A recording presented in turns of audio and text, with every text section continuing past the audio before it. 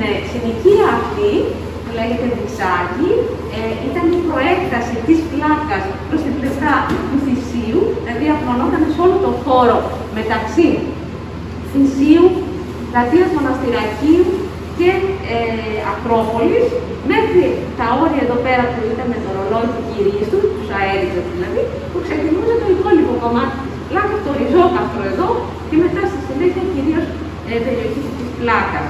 Ήταν δηλαδή όλες οι γειτονιές που αγκάλιαζαν γύρω-γύρω την Ακρόπολη και ήταν κατοικημένες από 5.000 χρόνια πριν, γιατί ακριβώς επειδή η Ακρόπολη λειτουργούσε πέρα από λατρευτικό στοιχείο κέντρο την αρχαία εποχή, ήταν και σαν κάστρο που χειρονόταν γύρω-γύρω από τις συνοικίες της Αθήνας, και γι' αυτό και στην Βυζαντινή περίοδο και στο Μεσαίωνα και στην Τουρκοκρατία πάντοτε ήταν μια καστροπολιτεία. Πυκνοκατοικημένη πάρα πολύ, όπως συμβαίνει σε όλες τις καστροπολιτείες, γιατί εκεί πέρα συγκεντρωνόταν ο κόσμος για να προστατευτεί σε ενδεχόμενη πολιορκία ή με ηλασία, και έχει λελαϊκηθεί και πάρα πολλές φορές στην ιστορία. Και γι' αυτό ακριβώς όταν απελευθερωθήκαμε από το τουρκικό ζυγό το 1834 που γίνεται πρωτεύουσα η Αθήνα, εκεί είναι ο κεντρικός ιστορικός πυρήνας της πόλης. Εκεί λοιπόν θα γίνουν οι πρώτες δομές του ελληνικού κράτους και της πρωτεύουσας. Θα γίνει το διοικητήριο, η κεντρική αγορά, το παζάρι, οι φυλακές, οι στρατώνες, το τελωνείο, το πρωτοδικείο, όλα αυτά. Όχι, μην φαντάζεστε βέβαια σε σπουδαία κτίρια μεγάλα κτίρια. Το πρωτοδικείο στεγάστηκε στην εκκλησία, στην Παναγία του Λασσαρού. Γιατί αυτό το κτίσμα υπήρχε. Δεν υπήρχε τίποτα άλλο. Το τελωνείο ήταν ο σταθμός του Θησίου, εκεί που είναι ο σταθμός του ηλεκτρικού. Δηλαδή ένα σπιτάκι. Κάπως έτσι λοιπόν ξεκίνησε το νεοσύστατο ελληνικό κράτος από αυτή τη γειτονιά. Και γι' αυτό έχει πολύ μεγάλη ιστορική σημασία.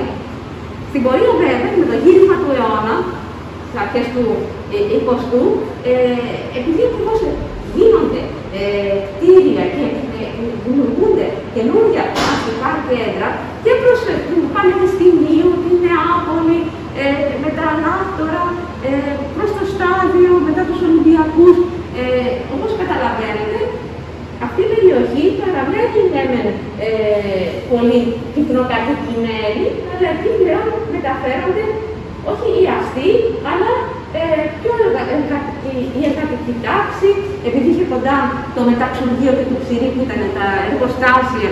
Και επίσης εισηραίουν από διάφορες περιοχές της Ελλάδας, από τους πολέμους, από την Κρήτη, πάρα πολλοί πρόσφυγες. Και από το ρήφωνο του 22 έρχονται όλοι οι Μικρασιάτες. Οπωσδήποτε καθίσταται σε αυτή την περιοχή, έτσι, το εύκολο, γιατί βρίσκουν πολύ εύκολα και θέσεις εργασίας στα εργοστάσια και στις άλλες βιοτεχνίες που υπήρχαν γύρω-γύρω. Μην ξεχνάμε ότι η Αδριανού ήταν γεμάτη βιοτεχνίες. Ήταν εκεί πέρα το κέντρο των βιοτεχνικών από βιομηχανίες, δεν υπήρχαν μεγάλες στην Αθήνα, αλλά οπωσδήποτε υπήρχε η κεντρική αγορά. Υπήρχαν δηλαδή όλα αυτά, όλες αυτές οι αφορμές για να συγκεντρωθεί πάρα πολύ κόσμο. Το 1929, με ένα νόμο του Βενιζέλου, αποφασίζεται η απαλωτρίωση όλης της περιοχής αυτής που εκτείνεται η γειτονιά Βρυσάκι, για να γίνουν οι ανασκαφές και να έρθει στο φως η αρχαία αγορά από την πλευρά του Θησίου και η ρωμαϊκή αγορά και όλα τα άλλα μνημεία που υπήρχαν στην περιοχή από την υπόλοιπη, προς τα δω δηλαδή, μέχρι εδώ πέρα, μέχρι το ρολόι του κυρίου. Γιατί και αυτά που βλέπουμε σήμερα στη ρωμαϊκή αγορά δεν ήταν όλα όπως τα βλέπουμε σήμερα.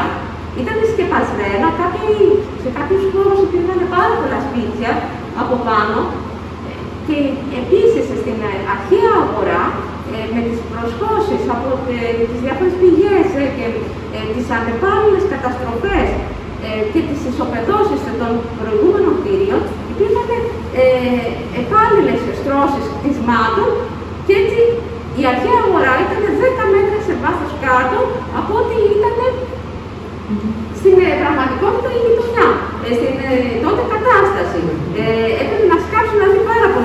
Στη ρωμαϊκή αγορά όχι τόσο πολύ. Ήταν πολλές οι κολόνες, ας πούμε, ήταν εμφανείς. Απλά δεν ήταν τόσο σε τέτοιο βάθμο που είναι σήμερα. Και βέβαια, από αυτό το έργο πέσουν πάρα πολλά χρήματα. Το ελληνικό κράτος δεν είχε χρήματα και προσφέρει σε διάφορες ξένες αρχαιολογικές σχολές. Βρίσκεται η Αμερικανική σχολή, η οποία προσφέρει το μεγαλύτερο ποσό, γιατί χρηματοδοτείται από τον Ροκφέλερ, από ιδιώτες και τον Φόρτ και κάποιους άλλους, και μπορεί να αναλάβει τουλάχιστον την ανασκαφή του χώρου της αρχαίας αγοράς. Αυτό που βλέπετε εδώ πέρα στο χάρτη του 1931, τα πράσινα οικονομικά τετράγωνα, είναι η περιοχή που σήμερα αναπτύσσεται ο αρχαιολογικός χώρος της αρχαίας αγοράς. Είναι και δεδροφυτευμένος, είναι εύκολο να το ξεχωρίσετε, το βλέπετε και στο σύγχρονο χάρτη του Φόρτ. Και αυτό λοιπόν αναλαμβάνει η Αμερικανική σχολή να απαλωτριώσει και να αποζημιώσει τους καθηγητές με χρήματα από τις δωρεές του Ροκφέλερ και να προχωρήσει στην ανασκαφή και να το παραδώσει στο ελληνικό κράτος τελειωμένο, στον αρχαιολογικό χώρο, ολοκληρωμένο. Το υπόλοιπο τμήμα που βλέπετε άσπρο εδώ, και είναι πάλι η περιοχή Μπριζάκη, αναλαμβάνει η ελληνική πολιτεία να προχωρήσει στις ανασκαφές, το οποίο βέβαια δεν έγινε ποτέ. Γιατί γίνανε απαλωτριώσεις, μετά όμως πρόλαβε ο δεύτερος παγκόσμιος πόλεμος και μετά είχαμε όλες αυτές τις πολιτικές αναταραχές με το εμφύλιο, με αλλαγές κυβερνήσεων, δεν υπήρχαν χρήματα καθόλου για αποζημιώσεις και πόνουσαν πάρα πολύ άσχημα για να υποστεί και αυτό το κόστος, να χάσει δηλαδή το σπίτι του. Και έτσι έμεινε αυτή η περιοχή και από μία άποψη έχουμε σήμερα και ένα δείγμα πώς ήταν όλη η γειτονιά αυτή. Προχώρησαν οι ανασκαφές βέβαια στη ρωμαϊκή αγορά και στη βιβλιοθήκη του Αδριανού, δηλαδή σκάψανε πιο κάτω και βρήκανε από την αρχική στάθμη του εδάφους που είχαν εκτίσει και έτσι έχουμε και αυτά τα κτίρια. Θα σας μιλήσω περισσότερο για τη ζωή των ανθρώπων και το ανθρώπινο αποτύπωμα, όχι ιστορικά περισσότερο. Έκανα μία αναφορά για να καταλάβετε πώς ήταν η περιοχή, αλλά εκείνο που μας ενδιαφέρει πώς ζούσαν οι άνθρωποι εκείνη την εποχή. Και θα ξεκινήσω δανειζόμενοι ένα μικρό απόσπασμα από την περιγραφή του Παπαδιαμάντη που μιλάει για την Αθήνα εκείνης της εποχής, όπως τη έζησε εκείνος για 20 χρόνια που έμενε στο Ψηρή και τριγυρνούσε σε γύρω από την πλατεία Μοναστηρακίου, στην εκκλησία του στον Άγιο Ελισαίο που έξερνε, στα στέκια του και παρουσιάζεται με πολύ ωραίο τρόπο την φυσιογνωμία των κατοίκων της περιοχής, που έχει και ανατολικά στοιχεία από την εποχή της τουρκοκρατίας, αλλά και ένα ιδιαίτερο χρώμα.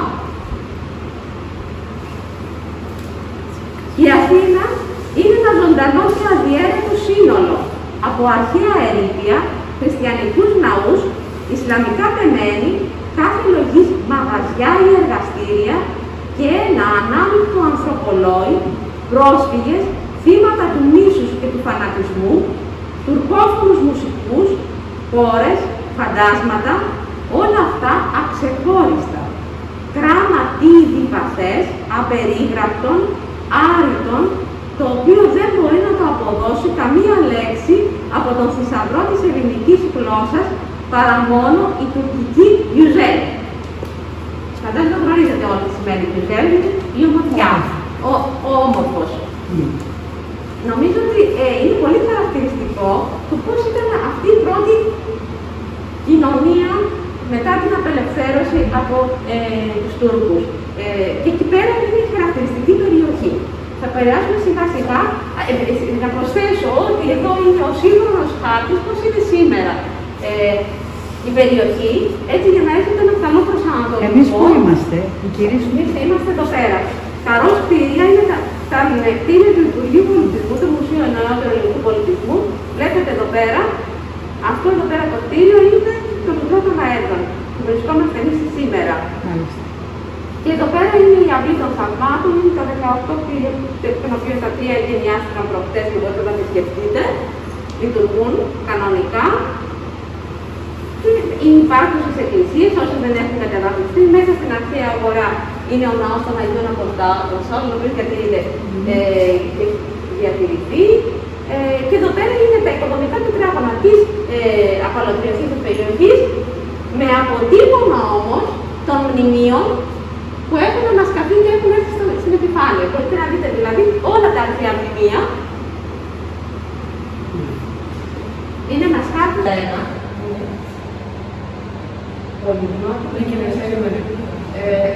Εδώ είναι. Βλέπετε πουθενά την επίδειξη της Αθηνάς Αρχηγίας και δεν έχει, είναι και ένα τεράστιο σπίτι. Ακριβώς από πίσω. Μπροστά εδώ πέρα είναι η πύλη.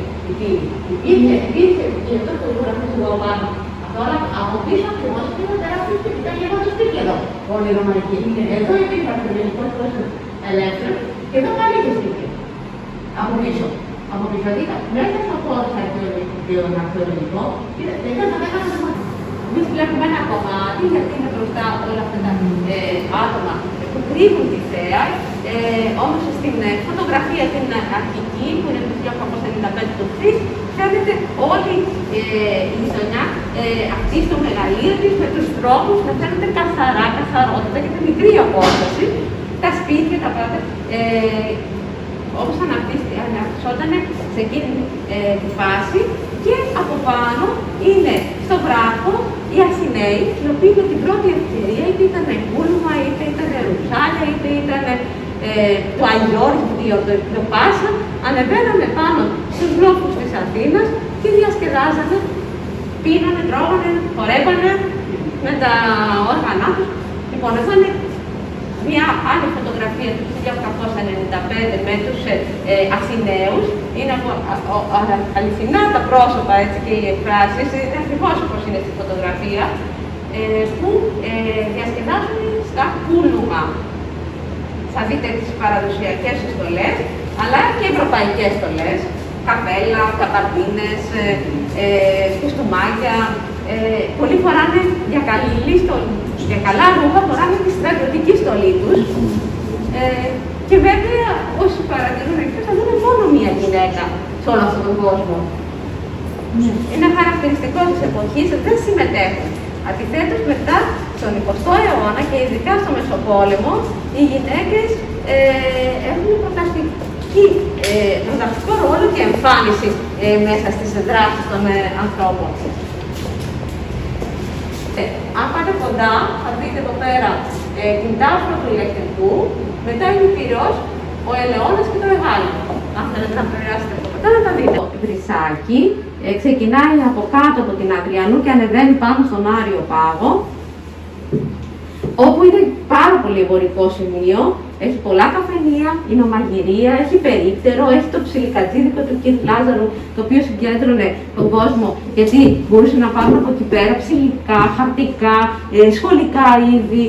Ήταν για όλες τις ηλικίες και τσιγάρα, ψωνίζανε, εφημερίδες, ό,τι μπορούσε να χρειαστεί. Και καθόντουσαν πολλές φορές υπάρχουν φωτογραφίες που τους δείχνουν να κάθονται κιόλας και να πίνουν τον καφέ τους απ' έξω με τραπεζάκια, δηλαδή λειτουργούσε και λίγο σαν καφενείο. Η ιστορία της συγκεκριμένης οδού έχει ενδιαφέρον γιατί πατάει πάνω στη χάραξη της οδού των Παναθηναίων. Δηλαδή 10 μέτρα κάτω από αυτή την εικόνα που βλέπουμε, περνούσε η οδός των Παναθηναίων την αρχαία εποχή που ανέβαινε και από εκεί πέρα περνούσε το άρμα της Αθηνάς στα Παναθηναία. Οι περισσότεροι δρόμοι της περιοχής, επειδή ήταν πολύ παλιά γειτονιά και παλιά ιστορία της, πατούσαν σε πάνω παλιότερους δρόμους. Είτε ήταν ρωμαϊκή, η οδός επωνύμων ήταν ρωμαϊκή οδός, η Αρίου Πάγου, επίσης πολύ μεγάλος δρόμος, ήταν η οδός των Παναθηναίων. Λίγοι δρόμοι ήταν νεότερης χάραξης και συνήθως ήταν πάροδοι. Αυτή μικρά δηλαδή δρομάκια. Τα περισσότερα ήταν οι βασικές αρτηρίες όπως ήταν ανά τους αιώνες. Και για λόγους ευνόητους, γιατί υπήρχαν πάρα πολλά νερά στην περιοχή, κατέβαιναν πάνω από την Ακρόπολη πηγές και νερά, οπότε για να αποφύγουν τα ρέματα να μην μπουν μέσα στα σπίτια τους, πηγαίνουν ακριβώς και πατάγανε πάνω στους προηγούμενους δρόμους και βλέπετε δεξιά και αριστερά τα ρίστα του δρόμου που είχαν τα αυλάκια για να φεύγει το νερό. Από τον 9ο αιώνα, κυρίως τον 11ο, που είχε μια ακμή η Αθήνα, και χτίστηκαν αρκετές εκκλησίες. Πολλές όμως από αυτές ήταν και καθαρά οικογενειακές, ρητορικές, γι' αυτό είχαν και ονόματα του Σολάκη, του Βλασαρού, ήταν του Βλασάρη. Ήταν δηλαδή από κάποιες οικογένειες οι οποίες τις συντηρούσαν και μετά. Η συγκεκριμένη είναι η Παναγία η Παπαντή, την φωνάσανε Παπαντούλα. Ήταν πολύ αγαπητή και είχε δώσει και το όνομά της σε όλη την ενορία της περιοχής. Ήταν κάτω από την Ακρόπολη και κατά καιρούς σε αυτές τις πολιορκίες της Ακρόπολης υπέστη αναπανώστατες καταστροφές και δεν μπόρεσαν να την αποκαταστήσουν ποτέ. Κυρίως μετά την πολιορκία της Ακρόπολης στην Επανάσταση του 21. Σε αυτή τη φάση καταστρέφεται όλο το κεντρικό μέρος και μένουν αυτές οι τρεις αψίδες, όπως τις βλέπετε τώρα σε αυτή τη φωτογραφία, και είμαστε εδώ λίγο πριν την κατεδάφιση της για να ξεκινήσουν οι ανασκαφές το 1938, προς το τέλος δηλαδή, αφού θα κατεδαφιστεί όλα περίπου τα σπίτια γύρω-γύρω, αποφασίσαμε να κατεδαφίσουμε την εκκλησία. Αυτό πόνεσε πάρα πολύ. Και γίνεται η τελετή της αποιεροποίησης, δηλαδή η τελετή που πάει ο ιερέας και παίρνει τα ιερά σκεύη για να μπουν μετά μέσα οι εργάτες και να το ισοπεδώσουν. Είναι πολύ συγκινητικό και προσπάθησα μέσα από αυτό το έργο, με τα χρώματα, με την ώρα που το έβαλε, να είναι ξημερώματα, νύχτα δηλαδή, και τονίζοντας πάρα πολύ, υπερτονίζοντας τις αγιογραφίες, γιατί είχαν καταστραφεί οι αγιογραφίες, δεν ήταν σε τόσο καλή κατάσταση προφανώς, να δώσω την ένταση του συναισθήματος, αυτό το αποχωρισμού. Είναι η τελευταία πράξη, μετά από αυτό δεν περιμένουμε τίποτα οι κάτοικοι. Δηλαδή, οι Άγιοι Απόστολοι που διατηρηθήκαν μετά για πάρα πολλά χρόνια, μέχρι και το 70 κάπου τόσο, πηγαίνανε και ανοίγανε την εκκλησία και τη λειτουργούσαν. Τώρα ανοίγει μόνο των Αγίων Αποστόλων η συγκεκριμένη. Κάτι τέτοιο θα γινόταν αν είχαν διατηρηθεί και 3-4 ακόμα εκκλησίες από τις Βυζαντινές. Έστω και μέσα στα αρχαία, δεν πειράζει, θα ήταν πολύ ωραία. Λεγόταν τότε Μιχαλαίικα και σήμερα είναι ένα κομμάτι που έχει διατηρηθεί ακριβώς έτσι, αν όχι ας πούμε με το Παντοπολείο, αλλά τέλος πάντων τα σπίτια είναι εκείνης της εποχής, δεν έχει κατεδαφιστεί, είναι στην οδό Θόλου Αρετούσας και από πάνω είναι η οδός Ξεωρίας, δηλαδή λίγο πιο πάνω από εμάς εδώ. Σε αυτή την περιοχή κατέφυγαν πάρα πολλοί κάτοικοι όταν άρχισαν να απαλωτριώνονται τα δικά τους σπίτια πιο κάτω και ανεβήκαν πάνω να βρουν εκεί πέρα στέγη, ώστε να μην χρειαστεί να κάνουν αλλαγή και να πάνε σε άλλες περιοχές της Αθήνας, που ήταν και δύσκολο να βρεθούν. Γιατί ήταν πολύ πυκνοκατοικημένοι κάποια κέντρα και κάποια άλλα τελείως αγροτικά, δηλαδή οι απελόκηποι εκείνη την εποχή φτιαχνόταν. Δεν υπήρχαν δηλαδή θέσεις για να κτίσεις άλλο σπίτι. Και το εύκολο ήταν να νοικιάσεις. Σε αυτή λοιπόν την περιοχή, βλέπουμε εδώ πέρα να περνάει μία γυναίκα η οποία έχει φύγει από το σπίτι της και παίρνει μαζί της τις ελάχιστες αποσκευές που θα μπορούσε να πάρει. Μια τσάντα που ίσως έχει βάλει κάποια πολύτιμα πράγματα και το πιο πολύτιμο που κρατάει είναι ένα κάδρο. Με μια πατρογονική φυσιογνωμία του συζύγου της, δεν ξέρουμε τι ακριβώς είναι. Την εικόνα την έχω δει σε πρόσφατη μετανάστευση στη Συρία. Σε εικόνα από πρόσφατη, δηλαδή πριν από λίγα χρόνια, μια γιαγιά να κρατάει το κάδρο. Το κάδρο, ναι, ή να κρατάνε εικόνες. Υπάρχουν πολλές φωτογραφίες με εικόνες της Παναγίας, ό,τι μπορούν να πάρουν. Ανάμεσα στα ερείπια. Ναι, ανάμεσα στα ερείπια. Είναι συγκινητικό γιατί βλέπεις τι είναι σημαντικό για τον άλλον. Τα παιδιά εκείνης της εποχής, τους μικρούς ήρωες, είναι οι σημερινοί 90'άδες και παραπάνω, ζουν κάποιοι από αυτούς και έχουν διηγηθεί πάρα πολύ ωραίες ιστορίες για την περιοχή, γιατί τα παιδιά ζούσαν μέσα στους δρόμους και ήταν παράγοντες των δράσεων και των δραστηριοτήτων όλης της γειτονιάς. συμμετείχαν δηλαδή σε πάρα πολλές δραστηριότητες. Ξεκινάμε με τον Πετροπόλεμο, το αγαπημένο σπορ, εκείνης της εποχής, γιατί τότε δεν είχαν ποδόσφαιρο. Ο Πετροπόλεμος ήταν το παιχνίδι της εκτόνωσης, στο οποίο συμμετείχαν πάρα πολλές φορές και μεγάλοι, και μάλιστα και γυναίκες και κορίτσια. Εδώ έχουμε βέβαια μία σκηνή, δεν είναι από φωτογραφία, είναι από την ταινία «Οι Απάχτιδες των Αθηνών», που γυρίστηκε σε αυτή την γειτονιά κατά ένα μεγάλο μέρος της και παρουσιάζει σκηνές της καθημερινότητας, μεταξύ των οποίων και τον Πετροπόλεμο. Και έτσι μπόρεσα από κάποιο instantané να απομονώσω σκηνές και να συνθέσω αυτό το πίνακα. Ήταν πάρα πολύ επιθετικό σπορ βέβαια, αλλά για μας είναι σε πολύ ανθρώπινη κλίμακα σε σχέση με τον τρόπο που γίνονται σήμερα οι αγώνες και τις διαστάσεις που έχουν πάρει. Ήταν πιο ανθρώπινα, παρόλο που κινδύνευε να πας στο κεφάλι σου, να χτυπήσεις δηλαδή άσχημα, ήταν πολύ πιο ανθρώπινα. Και επίσης το χαρακτηριστικό ήταν ότι οι ομάδες υπερασπιζόταν τη συνοικία τους, ήταν ανασυνοικίες. Δεν ήταν ομάδες όπως είναι σήμερα, ξέρετε, με επιπληρωμή, οργανωμένες κλπ. Ήταν όλη η συνοικία εναντίον μιας άλλης. Δηλαδή το Ψηρή εναντίον του Θησίου, τα Πετράλωνα, οι Πετραλονίτες εναντίον των Οναφιωτών. Κάπως έτσι, και στους οποίους συμμετείχαν και οι μεγάλοι, και πολλές φορές οι μεγάλοι διδάσκαν στα παιδιά πώς ακριβώς, σε ποια σημεία θα στήσουν την ομάδα τους και πώς θα κινηθούν μέσα από τα στενά και αυτά για να περικυκλώσουν τους άλλους. Είναι ολόκληρη τεχνική, έτσι στα καφενεία, λέγανε άπειρες φορές για τον Πετροπόλεμο.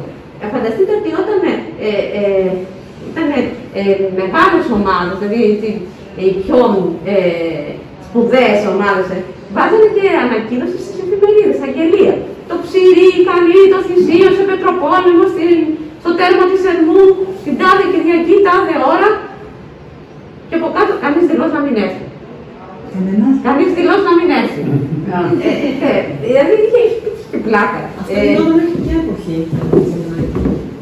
Ο Πετροπόλεμος καταγράφονται από τον 19ο αιώνα, ίσως και στο Μεσαίωνα να υπήρξε ο Πετροπόλεμος, δεν το ξέρω αυτό το πράγμα, να σας πω. Σίγουρα πάντως κράτησε και μεταπολεμικά και σταμάτησε όταν ασφαλτοστρώθηκε η Αθήνα, γιατί δεν βρίσκανε πλέον πολεμοφόδια και τσιρικάρια. Τα αδέλφια μου, οι δύο αγόρια μου, ο ένας ήταν του 46, του 48 άλλο, πήγανε κανονικά. Σε όλες τις περιοχές. Με στενδόνες, παλιότερα αυτοσχέδες, μετά πήγαιναν και τις αγοράζαν από τον Κατράντζο, μια χαρά στενδόνες. Και όπου πήγαν χωματόδρομοι ακόμα, μια χαρά παίρνανε. Τον επόμενο θα δούμε εδώ πέρα μια σκηνή γύρω στο 1950 μετά τον πόλεμο, όπου έχει ανασκαφεί ήδη ένα μεγάλο κομμάτι της γειτονιάς, αλλά μένει από πίσω όλο αυτό το τμήμα, το οποίο θα ανασκαφεί αργότερα. Και επίσης εδώ θα γίνει η ανακατασκευή της ΣΤΟΑ του Ατάλου και θα εγκατασταθεί εκεί πέρα το μουσείο της αρχαίας αγοράς με όλα τα ευρήματα. Είναι τα παιδιά τα οποία χαζεύουν τους αρχαιολόγους. Από κάτω, είναι τρεις φωτογραφίες που έχω συνδυάσει εγώ εδώ πέρα και με όλη τη φάση των ανασκαφών, γιατί ήταν ο πατέρας του αρχισυντηρητής στην αρχαία αγορά. Ορίζει ότι ήταν το αγαπημένο του σημείο να πηγαίνουν να στείνονται εκεί πέρα από πάνω στο άρκο Ατάλου, γιατί είχε κάτι μεγάλα πισάρια ρωμαϊκά, στα οποία πηγαίνουν μέσα και κοιμόντουσαν οι χασικλίδες. Και πηγαίνουν αυτοί τα διαολάκια και ρίχνανε πέτρες μέσα στο πιθάρι, βάζανε στόχο το πιθάρι. Αυτό και που άλλος πεταγότανε και προσπαθούν τους κυνηγείς, αλλά ήταν και μασολωμένοι. Είχε πολύ πλάκα αυτό το πράγμα, ήταν το αγαπημένο του σπορ. Εξάλλου, εδώ ακριβώς αυτό το κτίριο που είναι κλάδο και βρυσακίου, υπάρχει αυτό το σημείο, έτσι. Δεν έχει κατεδαφιστεί. Είναι ακριβώς από πίσω από τη του Άτου Ατάλου. Αυτό εδώ πέρα το κτίριο είναι ένα κομμάτι, ψώδεται το μπροστινό, ήταν το 13ο Δημοτικό Σχολείο. Από την εποχή δηλαδή υπήρχαν πιθάνεια και τώρα για τους άστεγους. Ναι. Όμως είναι μία από τις 3 γέφυρες που ένωναν την υπόλοιπη Αθήνα με το Βρυσάκι, πάνω από τον ηλεκτρικό. Έτσι, ο ηλεκτρικό γίνεται γύρω στα 1895 και κατασκευάζονται, είναι και μεταλλικές μάλιστα, βλέπετε εδώ πέρα στα πλάγια. Κατασκευάζονται 3 γέφυρες πάνω από τον ηλεκτρικό και κάθε μία από τις γέφυρες αυτές έχει και το όνομα της αντίστοιχης οδού. Δηλαδή, εδώ ήταν συνέχιζε η οδός Ποσειδώνος και την κάναμε γέφυρα της οδού Ποσειδώνων. Δεν είναι το θυσίο. Δεν είναι ηλεκτρικό στο θυσίο, όχι. Είναι, θα σας πω σε ποιο σημείο, κάτω από κάθε έργο υπάρχει ο χάρτης, έτσι. Για να βλέπετε πού αναπτύσσεται. Λοιπόν, εδώ πέρα, εδώ είναι οδός Θυσία, είναι, λεγόταν η οδός που περνούσε μπροστά από το Θυσίο. Άρα το Θυσίο είναι εδώ κάπου. Εμείς είμαστε εδώ, ακριβώς. Δηλαδή, αν περνούσαμε τώρα με τον ηλεκτρικό, είναι το σημείο που βλέπεις μπροστά σου, αριστερά βλέπεις το ναό του Ηφαίστου, δηλαδή το Θησίο. Ήταν από τις πιο κοντινές οδούς προς το Θησίο η οδός Ποσειδώνος. Ήταν η οδός Επωνύμων, ο οδός Ποσειδώνος ήταν ακριβώς κάτω. Και εδώ πέρα βλέπετε, δεν έχει πια σπίτια. Είναι ο λόγος που ανέβαινες για να πας στο Θησίο. Απαγορευόταν εδώ πέρα γιατί ήδη είχε αρχαία. Είχαν γίνει κάποιες ανασκαφές και ξέρουν ότι υπάρχουν αρχαία μπροστά εδώ πέρα. Όλος ο οικισμός αναπτύσσεται γύρω-γύρω από αυτό. Το Παζαρόπορτο, γιατί ήταν η πύλη μπροστά από το Σταροπάζαρο, το παζάρι της Αθήνας, που ήταν για τα δημητριακά. Και έχουν έρθει οι πρόσφυγες, είμαστε γύρω στο 1923, πάντως μετά το 22, βλέπουμε τα προσφυγικά παραπήγματα. Δηλαδή, τι ήταν τα παραπήγματα, ήταν εγκαταστάσεις πολύ πρόχειρες, χωρίς θεμέλια, από τζίγκο, πασάλους και ακουμπούσαν συνήθως σε κάποιον τοίχο για να προστατευτούν από τον αέρα και στο στίχος ενός σπιτιού μεγάλου. Το ελληνικό κράτος είχε δώσει άδεια εγκαταστήσεως παραπήγματος μέσα στους αρχαιολογικούς χώρους. Γιατί δεν είχαν πού να τους βάλουν τους ανθρώπους. Και είτε σκηνές είτε παραπήγματα μπορούσαν να είναι και μέσα. Και βλέπουμε εδώ πέρα ακριβώς πάνω στον τοίχο και βέβαια την πουγάδα μπροστά. Απλά να τα όσο μπορούσαν οι άνθρωποι. Και ζούσαν μέσα στα αρχαία. Τα απολαμβάνανε κιόλας. Εντάξει, μέσα δηλαδή στις δυσκολίες της ζωής που ήταν να πάρεις νερό από τη βρύση, να πλύνεις τα ρούχα σου, να τα απλώσεις. Ζούσαν μέσα στα αρχαία και ήταν αρκετά συμφιλωμένο αυτό το πράγμα. Είναι μια άλλη διάσταση, θα το δείτε σε αρκετά έργα, μέσα στις δραστηριότητες των ανθρώπων, στη λαϊκή αγορά, στην μπουγάδα, στη μετακόμιση και θέλουν να περνάνε δίπλα από τα αρχαία, να κινούνται μέσα σε αυτό το χώρο, αρκετά συμφιλειωμένοι και με την ιστορία τους. Το δεύτερο σημείο της περιοχής είναι η πλατεία Αγίων Αποστόλων. Βασικά δεν είναι πλατεία, είναι ένα σταυροδρόμι. Συναντώνται 4 δρόμοι, από κάτω είναι η Αρείου Πάγου ο κεντρικός, η Βουλευτηρίου, η Πολυγνώτου και από εδώ η Αστεροσκοπίου. Η Πολυγνώτου υπάρχει σήμερα ακόμα. Αν περπατήσετε από εδώ θα την βρείτε και θα συνεχίσετε. Θα φτάσετε μέχρι το τελευταίο σπίτι δίπλα από αυτό εδώ πέρα το καφενείο, που είναι η οικία Κολέτη. Αν την έχετε υπόψη σας, είναι ένα σπίτι που έχει ένα γύψινο γυναικείο άγαλμα, λίγο εγκαταλελειμμένο. Τώρα το υπάρχει του ίδιου πολιτισμού, ελπίζω ότι θα το αποκαταστήσουν. Είναι το τελευταίο σπίτι που δεν κατεδαφίστηκε, γιατί ήταν κάποτε είχε μείνει ο Κολέτης ο πρωθυπουργός και γι' αυτό το λόγο θεωρείται ιστορικό και δεν το κατεδαφίσανε. Δίπλα ακριβώς ήταν αυτό το καφενείο, είναι το καφενείο του Καρατζά. Είναι το καφενείο των Βενιζελικών, αυτό που βλέπετε εδώ πέρα που κάθεται η παρέα με τον ναύτη.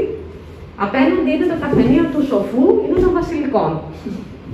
Απέναντι είναι αυτές οι πόρτες εδώ πέρα οι κλειστές, είναι ταβέρνες, είναι νομαγυρία, συνήθως είναι υπόγεια. Το ένα είναι του Κουτρούλη και το άλλο του Ράλη, νομίζω. Γιατί τα λέω όλα αυτά τα πράγματα και παρακάτω βέβαια και άλλα πολλά καφενεία, γιατί ήταν ένα κέντρο που μαζεύονταν κυρίως οι άντρες και συζητάγανε, παίζανε χαρτιά, παίζανε τάβλο και παίζανε. Περνούσαν πάρα πολλές ώρες της ημέρας, αλλά γινόταν και πάρα πολλές πολιτικές συζητήσεις. Είναι εποχή πολιτικοποίησης, εθνικός διχασμός, παντού θα δείτε αφήσεις στους τοίχους, σκισμένες, είναι πιο φρέσκες και γίνονται και πολιτικές συγκεντρώσεις. Εδώ θα έρθουν οι υποψήφοι δήμαρχοι να μιλήσουν. Από εδώ έχει περάσει ο Μπενάκης, ο Μανουήλ Μπενάκης, ο Σπύρος Πάτσης, ο Μερκούρης. Όλοι εδώ ερχόντουσαν, γιατί εδώ ήταν η καρδιά της Αθήνας, να μιλήσουν και να μαζέψουν ψηφοφόρους. Όμως, πέρα από το ότι είναι σημείο συνάντησης για τους πολιτικοποιημένους και κυρίως τους άντρες και διασκέδασης βέβαια στα Ινωμαγειρία, είναι και κέντρο που περνάνε και τα παιδιά πάρα πολύ. Γιατί είναι τα σχολεία τους πιο κάτω, από εδώ θα περάσουν υποχρεωτικά για να πάνε και στο 13ο που πηγαίναν τα αγόρια και στο 10ο που πηγαίναν τα κορίτσια και να στήριξουν από εδώ πέρα. Δεν υπήρχε άλλος τρόπος δηλαδή να πλησιάσεις, να φτάσεις στα σχολεία. Και φυσικά είπαμε ότι από εκεί πήγαιναν να πάρουν από το ψιλικατζίδικο, να πάρουν τα τετράδια τους, τα πρώτα τους τσιγάρα, κρυφά μπαίνανε μέσα και αγοράζανε τσιγάρα τα χώρια. Βλέπουμε τους καλούς μαθητές που τρέχουν να προλάβουν το σχολείο, αλλά βλέπουμε και δύο εδώ πέρα, οι οποίοι ήταν μέσα στη φωτογραφία, ήταν κρυμμένοι μέσα στη σκιά της πόρτας, δεν φαινόντουσαν και φαίνεται κάτι να συνομωτούν. Οι αποστάτες που δεν πάνε σχολείο, που ετοιμάζουν τον επόμενο Πετροπόλεμο. Λοιπόν, επόμενος είναι η πλατεία Μοναστηρακίου, επίσης πολύ κεντρικό σημείο, και από εδώ διέχεται πάρα πολλοί κόσμος, γιατί είναι κοντά η αγορά. Είναι η οδός Ηφαίστου, που είναι η μεταλλουργή, η σιδηρουργή, όπως ήταν και την αρχαία εποχή, γύρω από τον ναό του Ηφαίστου. Συνεχίζεται και μέσα στην τουρκοκρατία. Είναι τα γύφτικα που έρχονται οι Αιγύπτιοι Τούρκοι και καθίστανται εκεί πέρα και κάνουν όλες αυτές τις τέχνες με τα μέταλλα και τα μπακύρια.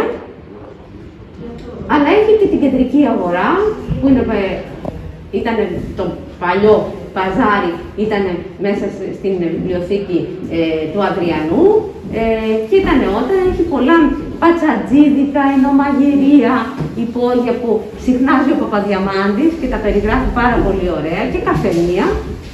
Έχει λίγο πιο πάνω την εκκλησία του Αγίου Ελισαίου που πάει και ψέλνει με τον Μωραϊτίδη τα βράδια στις ονονύχτιες λειτουργίες που κάνουν. Και φυσικά η αγαπημένη του φίλη είναι ο Μανάδης και ο Αμαξάς. Και έτσι κάπως αυτό το συνδύασα εδώ πέρα με τον κόσμο του Παπαδιαμάντη. Και φυσικά το παλιό τζαμί, βλέπουμε το φυλάκιο αυτό, το εξηγώ γιατί πάρα πολλοί με ρωτάνε τι είναι αυτό το φυλάκιο, τι είναι αυτό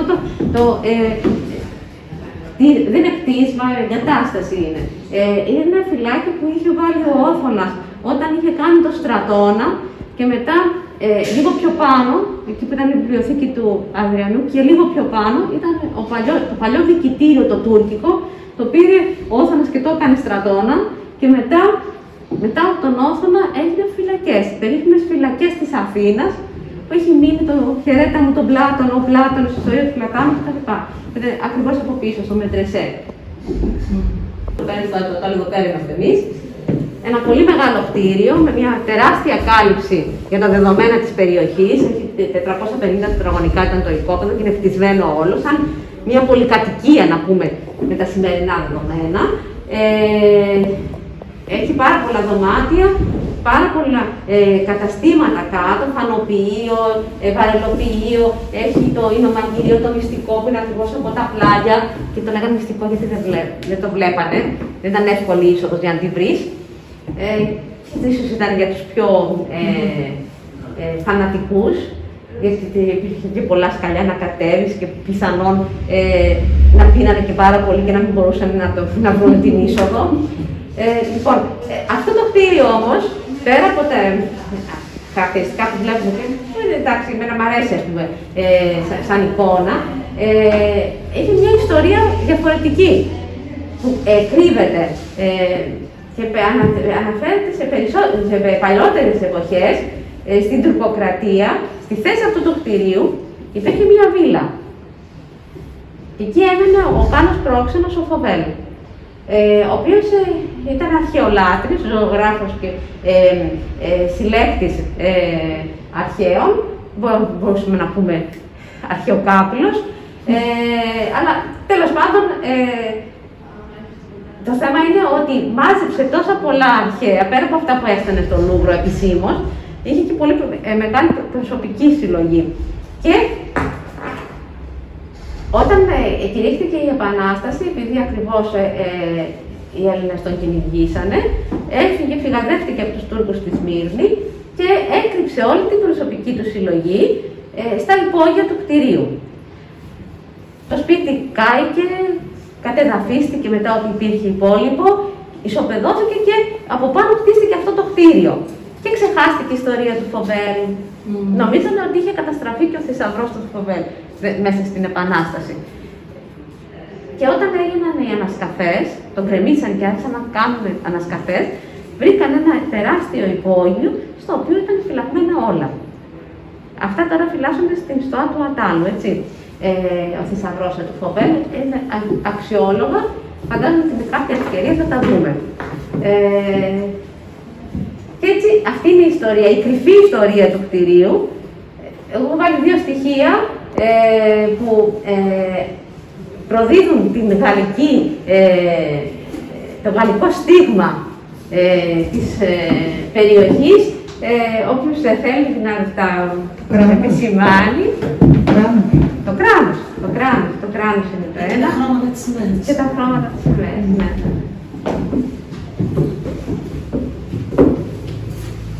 Είμαστε στο 1922, φτάνουν οι πρώτοι πρόσφυγες. Από τον Πειραιά κατεβαίνουν στον Πειραιά και οι περισσότεροι ανεβαίνουν με τα πόδια. Γιατί δεν έχουν χρήματα να νοικιάσουν άμαξες, να πάρουν τον ηλεκτρικό. Ανεβαίνουν με τα πόδια και η Πειραιώς κατέληγε εκείνη την εποχή στο Θησίο. Φτάνουν λοιπόν στο Θησίο, έχει μεγάλο άπλωμα μπροστά στο Θησίο και μπροστά τους απλώνεται η Αθήνα. Αυτό που βλέπουμε η πρώτη εικόνα που βλέπουν είναι το Βρυσάκι. Αυτή τη γειτονιά, όπως ήταν και την μεσαιωνική εποχή, σαν μια καστροπολιτεία κάτω από την Ακρόπολη, με τους τοίχους των σπιτιών και τις μάντρες να κάνουν ένα συμπαγές τείχος. Και εδώ να είναι η είσοδος της πόλης, που ήταν μία από τις εισόδους στο Βρυσάκι, από την πλευρά του Θησίου. Το μόνο άνοιγμα δηλαδή μπορούσε να μπει κάποιος μέσα. Εκεί παλιά ήταν η πόρτα του Δράκου. Τη λέγανε πόρτα του Δράκου γιατί στο Μεσαίωνα από εκεί έβγαιναν οι Αθηναίοι για να πάνε στο Φόρτο Δράκου, που ήταν ο Πειραιάς. Ήταν δηλαδή ο δρόμος για τον Πειραιά από εκεί. Ξεκινούσε από αυτή την έξοδο και κατεβαίνανε προς τον Πειραιά. Και συμβολικά δηλαδή κάθονται στο κατόφλι της πόλης, περιμένοντας να τους υποδεχτούν οι Αθηναίοι. Δεν σχολιάζω για την υποδοχή. Τα λέει πολύ ωραίο ο Αθανασιάδης στα παιδιά της Νιώβης, σε αυτό το κεφάλαιο που είναι το Ούμπι Μπένε Ήμπι Πάτρια, και γι' αυτό έδωσα και το όνομα αυτό στον πίνακα, δηλαδή όπου γη και πατρίς. Εγώ σταματάω στο σημείο μόνο αυτό ότι ήταν η πρώτη γνωριμία με την πόλη και εδώ θα βρούμε και στέγη και εργασία. Θα εγκατασταθούν μέσα στο Βρυσάκι πάρα πολλοί πρόσφυγες, γιατί υπήρχαν πολλά διόροφα και τριόροφα, μεγάλα σπίτια ή αυλές με γύρω-γύρω καμαρούλες και σε αυτούς τους χώρους μπορούσαν να εγκατασταθούν σε κάθε κάμαρη να εγκατασταθεί και μια ολόκληρη οικογένεια. Και οι Αθηναίοι που μέναν εκεί φεύγανε, πηγαίνανε σε άλλες περιοχές. Αυτό και τα νοικιάζανε και είχαν και μεγάλο όφελος, γιατί εκεί που σε ένα σπίτι έμενε μια οικογένεια, κατασταθήκανε 10 και πληρώνουν ένα έστω στοιχειώδες ενίκιο και είχαν όφελος από αυτό. Και πάμε στην λαϊκή αγορά. Το 1929, το Μάιο του 1929, ο Ελευθέριος Βενιζέλος εγκαινιάζει την πρώτη λαϊκή αγορά της Ελλάδας. Στο Θησίο, στο πλάτωμα αυτό του Θησίου, που ήταν ελεύθερος χώρος και μπορούσε εκεί πέρα να αναπτυχθεί, και δίνοντας έτσι έμφαση στην περιοχή, γιατί πραγματικά ήταν πάρα πολύ πυκνοκατοικημένη και μπορούσαν να συγκεντρωθούν και από τις γύρω γειτονιές και από τα Πετράλωνα και από το Θησίο και από την Αθήνα, να έρθει κόσμος να πάει στη λαϊκή. Στείνονται όλα πάρα πολύ ωραία, οργανωμένα, έρχονται από όλες τις περιοχές γύρω-γύρω από την Αθήνα, που είναι γεμάτη περιβόλια και καλλιέργειες, έρχονται οι παραγωγοί, τα στείνουν και δεν ψωνίζει κανένας. Ο λόγος, θα σας το πω στη συνέχεια το λόγο, για να τους ενθαρρύνει πάλι ο Βενιζέλος, αρχίζει ο ίδιος και ψωνίζει και χαρίζει τα προϊόντα για να δοκιμάσουν πόσο νόστιμα είναι, πόσο φρέσκα είναι και πόσο φτηνά, βλέποντας τις τιμές. Ναι. Αλλά ο λόγος ήταν άλλος. Δεν ήταν ότι δεν θέλανε οι άνθρωποι να ψωνίσουν, δεν εκτιμούσαν δηλαδή την ποιότητα ή την τιμή των προϊόντων. Ήταν γιατί είχαν μάθει μέχρι εκείνη την ημέρα να ψωνίζουν με πίστοση. Είτε πηγαίνανε στον μανάβη της περιοχής, είτε όταν ο μανάβης με το καϊδουράκι στην περιοχή και έρχονταν συχνά και ήταν ένας άνθρωπος με τον οποίο είχαν μία σχέση καθημερινή, είχαν μάθει να πληρώνουν όποτε είχαν χρήματα. Και ο μανάβης ή ο μπακάλης ή ο κρεοπόλης κρατούσε στον τευτέρι του τις πιστώσεις και μπορούσε έτσι να πληρώσει ο άλλος μόνο όταν γινόταν αυτό ή να δώσει ένα μέρος, έτσι, να μην τα ξοφλήσει. Κάπως έτσι λοιπόν υπήρχε μια διστακτικότητα με την λαϊκή αγορά, όμως μετά εξοικειώθηκαν με αυτόν τον θεσμό και ήταν διάσημοι οι λαϊκοί, ερχόντουσαν από άλλες περιοχές μακρινές, όχι μόνο της Αθήνας, και από άλλες περιοχές και λειτουργήσε και όταν πλέον είχε κατεδαφιστεί όλη η γειτονιά και σταμάτησε το 1941 με την κατοχή και πείνα που δεν υπήρχαν πλέον υλικά. Μετά τον πόλεμο βέβαια ο χώρος δεσμεύτηκε για να γίνουν ανασκαφές και να προχωρήσει η αρχαιολογική και ένα αρχαιολογικός χώρος είναι το πάρκο το γνωστό του λαού του Φέστου. Κάποια στιγμή πρέπει να κάνουμε έναν άγαλμα στο φύλλο. Γύρω-γύρω που δίνουν αυτή την αίσθηση της πνοής που αποτυπώνεται εδώ σε μια συνομιλία με τον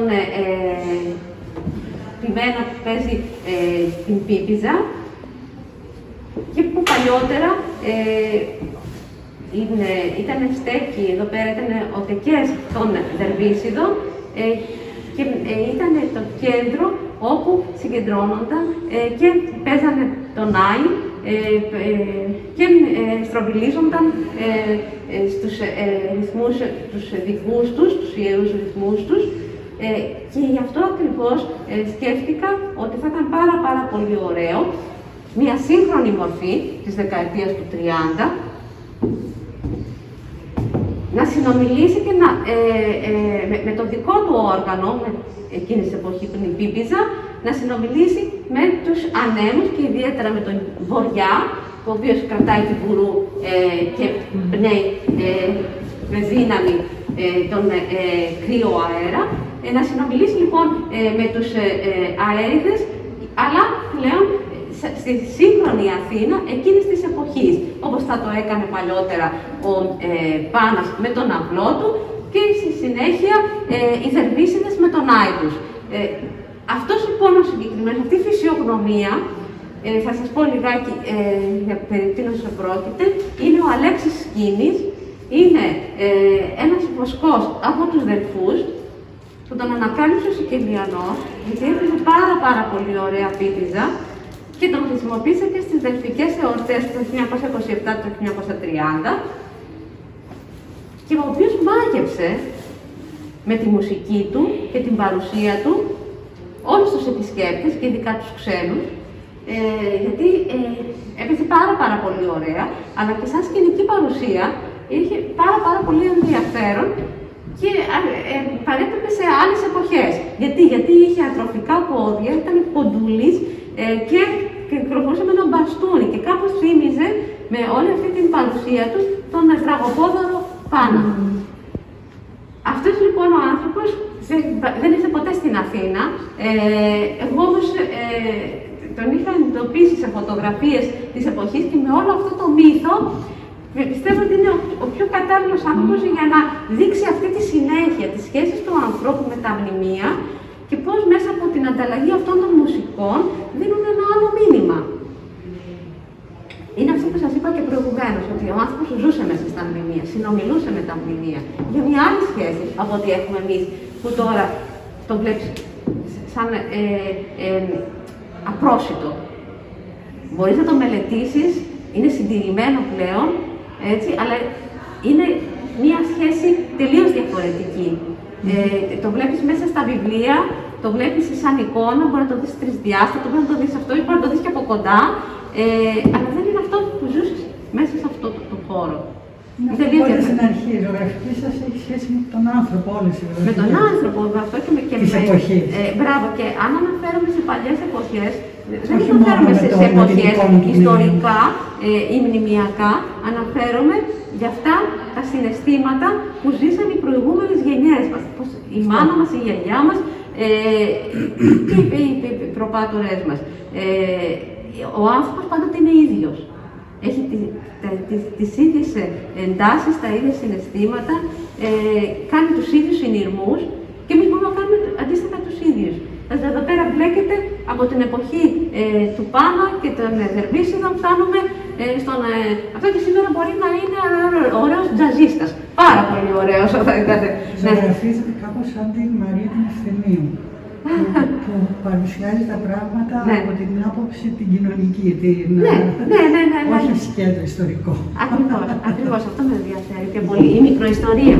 Οι γυναίκες περνάνε πάρα πολύ ώρα στα αποδυτήρια, τόσο από το μπάνιο που κάνουν στο μικρό και τα μασάζ, μετά έρχονται εδώ πέρα, δίνονται, στολίζονται, τρώνε, πίνουν, διασκεδάζουν και περνάνε πάρα πολύ ώρα, πολλές φορές και νύχτες. Δηλαδή, παλιότερα, που ειδικά η τουρκοκρατία απαγορευόταν οι γυναίκες να κυκλοφορούν το βράδυ, σκότωσαν το Σάββατο το μεσημέρι, κάναν το μπάνιο τους, κοιμόντουσαν εδώ το Σάββατο το βράδυ και βγαίνουν την Κυριακή το πρωί. Η σημαντική στιγμή είναι ο στολισμός της νύφης. Όταν έχουν γάμους, η νύφη θα περάσει πάρα πολλές ώρες, θα την αρωματίσουν, θα την τρίψουν, θα την περιποιηθούν και θα την τραγουδήσουν και θα την ντύσουν οι φίλες της μέσα στο λουτρό. Και θα βγάλουν και όλα τα εσώρουχα, θα τη στολίσουν. Πολλές φορές φέρνουν και τα πλυκιά όλα να τα δείξουν, να τα δείξει πεθερά, να τα εγκρίνει. Εδώ ήταν λουτρά. Ναι. Εδώ τώρα είμαστε απάνω πάλι αποδυτήρια, έτσι. Εδώ είμαστε στα κάτω αποδυτήρια. Συνήθως εδώ, σε αυτά τα μικρά, φύγανε τα ρούχα τους. Στα πάνω διασκεδάζανε.